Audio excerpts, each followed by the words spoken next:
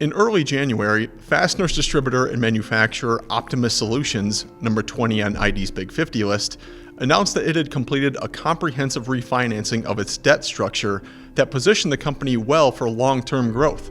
It provided for enhanced liquidity, a 5-year maturity, and significant reductions in both the quantum of debt and the interest expense going forward for Optimas. Cash conversion news like this isn't exactly a sexy topic, but it's a big one for distributors, especially as they try to better position themselves to return to growth mode as we move through the COVID-19 pandemic.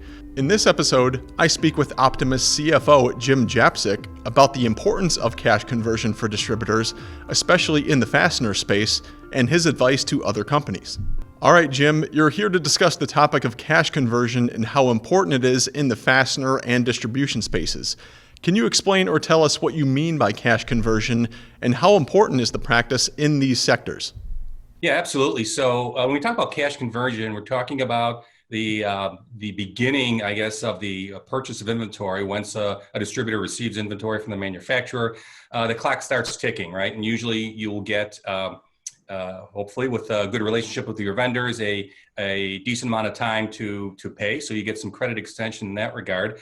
Obviously, the inventory is going to be stored in your warehouse for some amount of time. Obviously, the shorter the better. Once that gets shipped, billed to the customer, of course, we extend credit to them as well in most instances.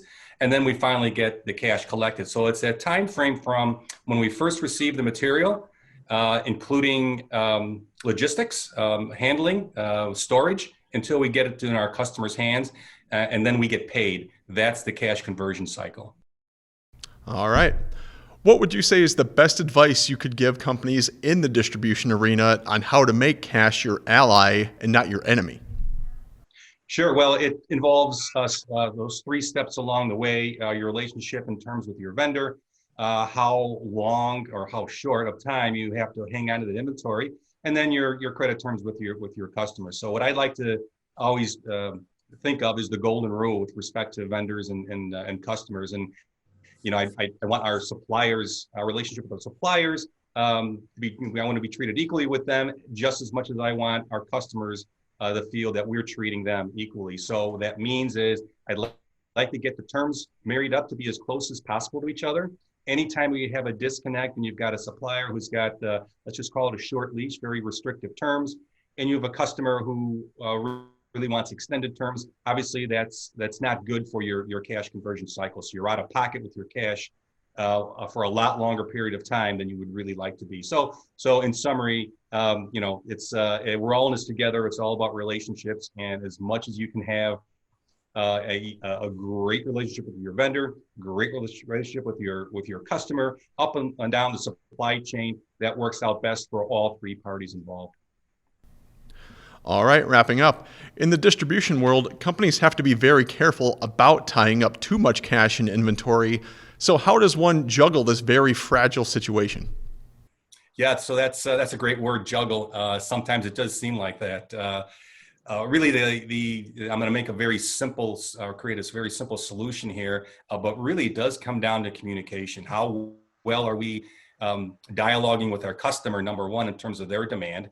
Hopefully they've got their finger on the pulse of their customer base, so that we've got a good idea of when their expectations are, to make sure we keep them in production, right? That's obviously the worst thing you want to do is not have your supply material that the customer needs to make their products causing any type of disruption in their production line. But then on the flip side, a supplier is facing the same thing. Obviously, they don't want to have so much inventory in their hands that they're just waiting around for us to call them, as an example. So there's lead times involved on that side as well. So again, it's communication, right? It's having a very clean, open, transparent dialogue, ideally with view into all respective systems. So we can see what the supply is, how much inventory is on hand on our supplier, how much inventory is on hand on our customer, with us taking the lead and making sure that we've got that 3-way connectivity effective. So I would have to say without a doubt, it's transparency, communication, and that just goes part and parcel with just having great relationships with your suppliers and your customers.